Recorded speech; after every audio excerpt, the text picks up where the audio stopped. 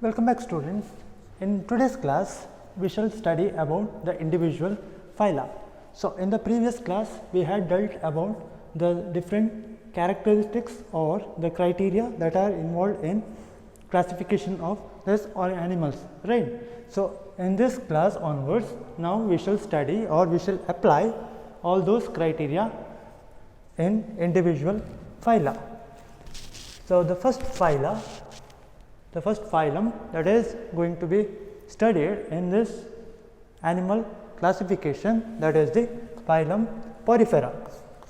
The phylum Porifera is nothing but the phyla which comprises of all the porous animals. That is, the pori refers to porous or the holes, and then ferra refers to that to bear or which possesses the pores. They are generally called the poriferans, right. So, the first phylum, that is the phylum Porifera. So, now you remember the terms and you can easily recall what is the meaning of that phylum, right, and you can also recall all the characters.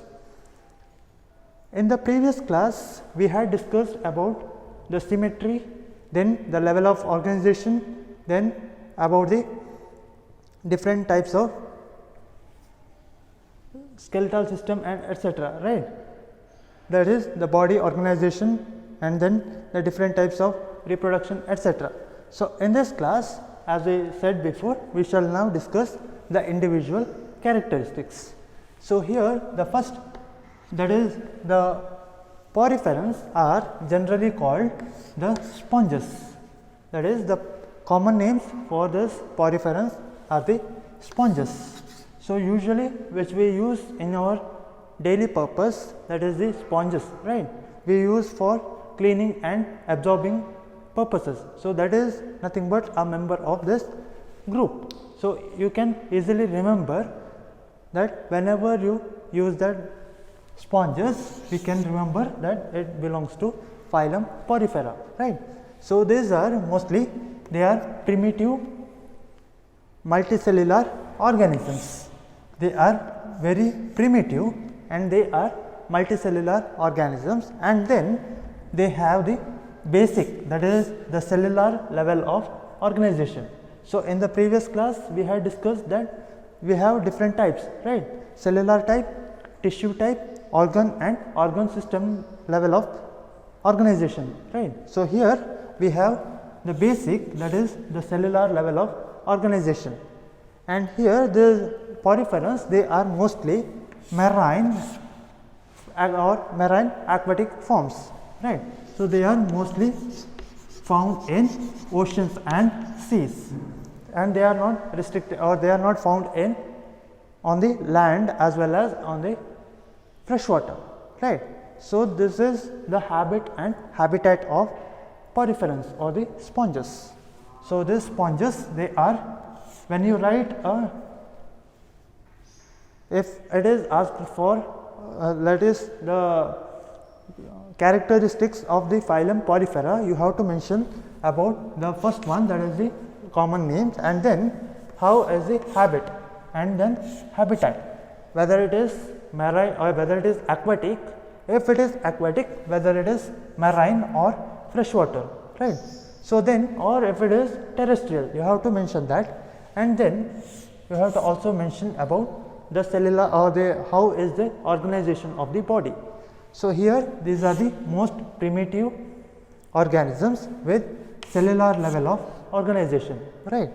Next, that is here in this diagram you can observe, right. So, you just observe this diagram too. Whenever I explain the characteristics, you have to concentrate on this diagrams also, so you can easily understand. So, here the body that comprises of minute pores on the outer surface, right, hence the name poriferans. So, remember, since it comprises of different types of or minute pores, that is generally called the poriferans, and these pores, they are called the ostia. So remember, this ostia, that is a term that is used for to denote the pores. See, this ostium or ostium, that is singular, and this ostia, that is plural. This ostia, they are present on the outer surface of this animal body. Can you observe this purple colored blotches, right?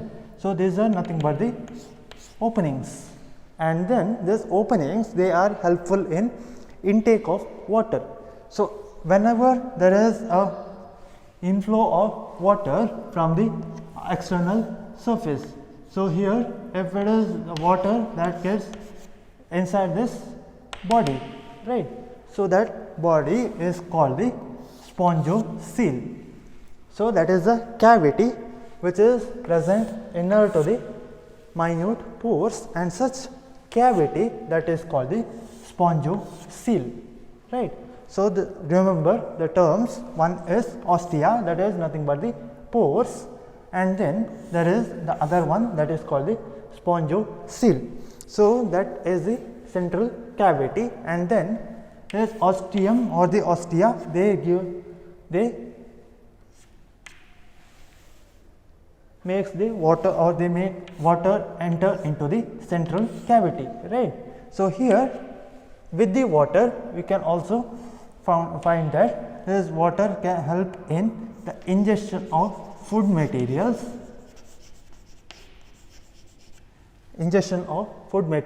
such as other microorganisms, and then they are also helpful in exchange of the different gases, right. So that is the ostia. And then here, so as to expel the water, right, whenever the water gets inside, it has to be expelled out, right. So that function is carried out by another opening, that is called the osculum. So osculum, these are mostly present at the tip of the animal body.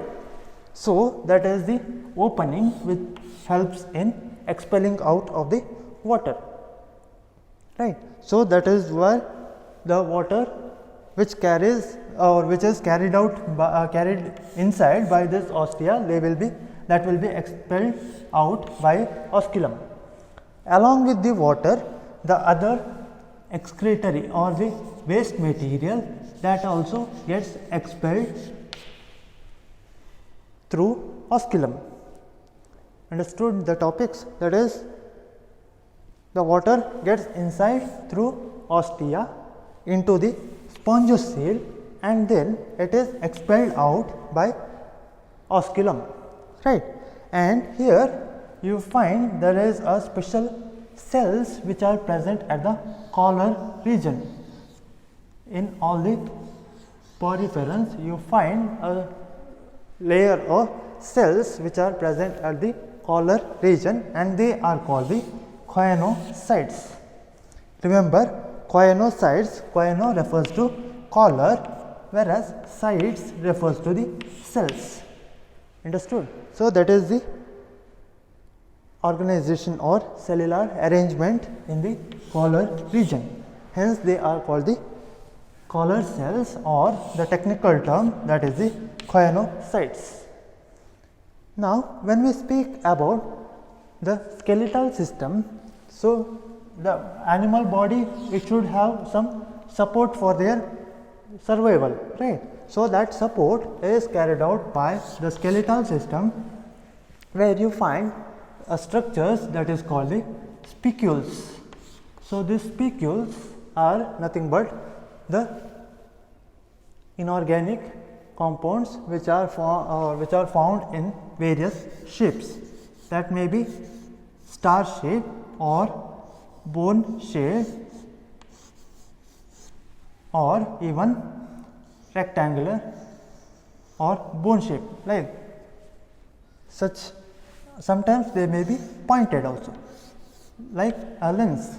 Such kind of spicules, they are present all over the animal body, so that it gives the support. Understood? So, that is the skeletal system found in poriferans, and here along with the spicules, or sometimes the spicules are also associated with spongin fibers. So, these are the other type of the skeletal system, right. Either you find spicules or you find the spongy fibers. Either of the two you can find in this poriferans as a skeletal system, right. Now, let us speak about the reproduction. Here this poriferans, they are monoecious, that is they are bisexual. Both this male and female gametes, they are produced in the same individual. Understood? That is why it is called the hermaphrodite animals. This hermaphrodite is nothing but both this X, that is the female reproductive gametes or the female gametes, and the sperms, that is the male reproductive cells or the gametes, they are produced in the same individual. Understood? So, that is called the hermaphrodites.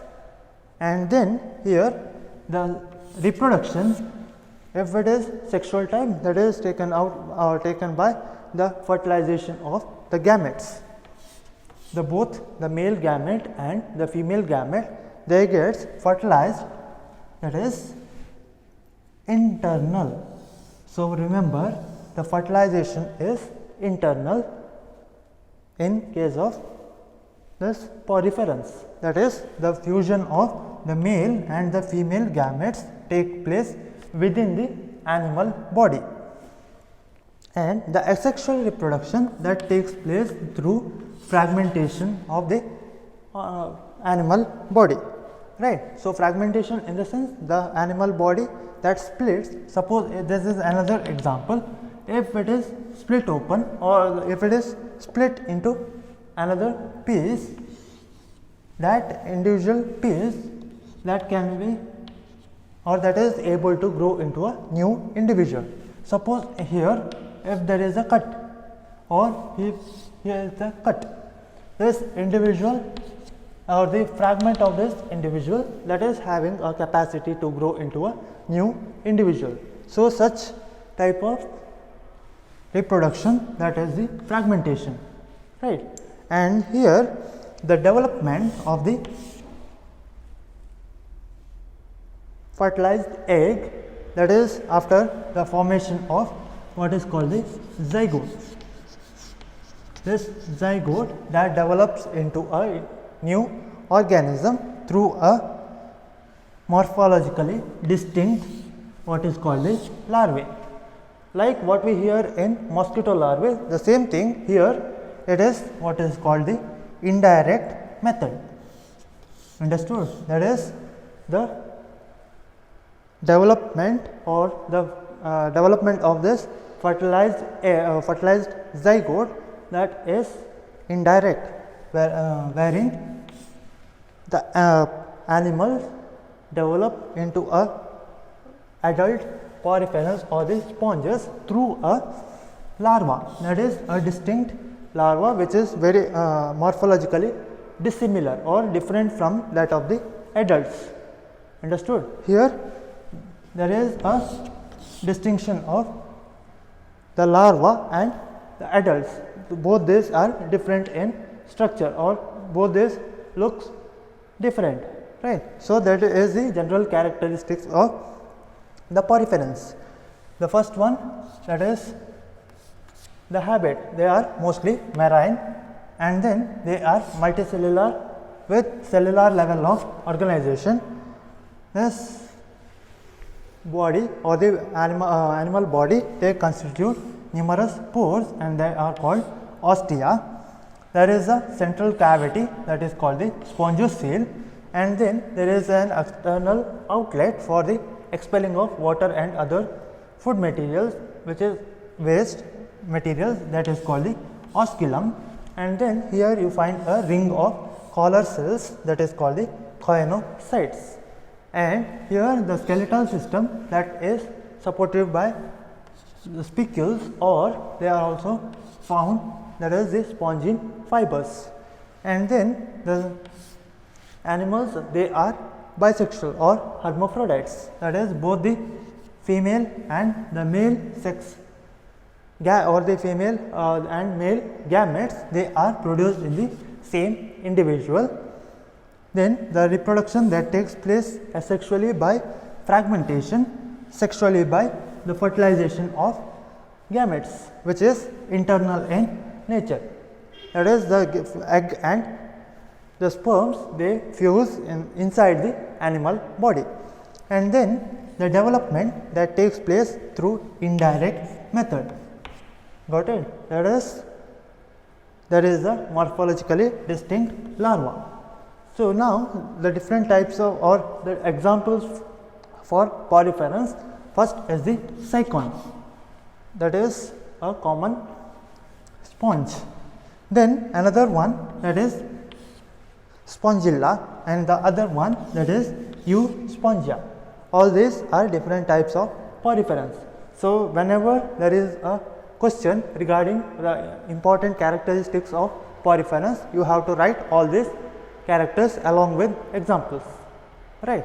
If you have any doubts, you can ask or you can approach in the group or personally. Thank you.